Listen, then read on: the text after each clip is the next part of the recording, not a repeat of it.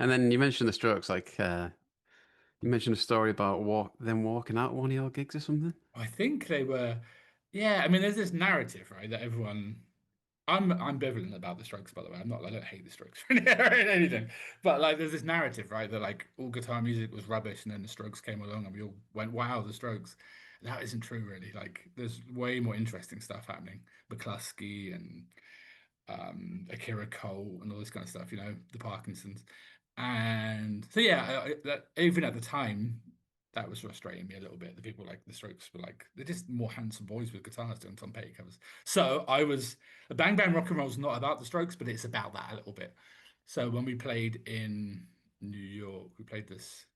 What's the hotel called? The Tribeca. We played the Tribeca, and I dedicated it to them. And I wasn't mean, but I was me, right? It's like 2005 for me when I was a bit of a dick. So I think I mean, yeah, and apparently three of them were there and they left before we finished. Wow. You know, the Crips also have these stories about like how they became friends with the Strokes and stuff. And I was like, oh no, I repelled them. It's a shame though, 'cause I bet they, I did hang out with them in 2001, right? At the Club Iverback, and they were quite funny. So I bet they've got some good jokes, the Strokes. I mean, it would have been nice to see them, maybe, yeah. Yeah. But yeah, they left. They left the gig. Was it your like headline show as well?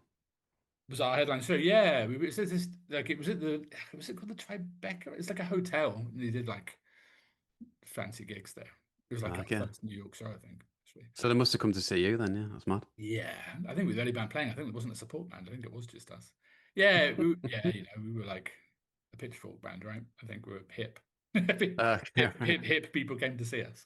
And then I repelled them away with my sarcasm and insecurities. That's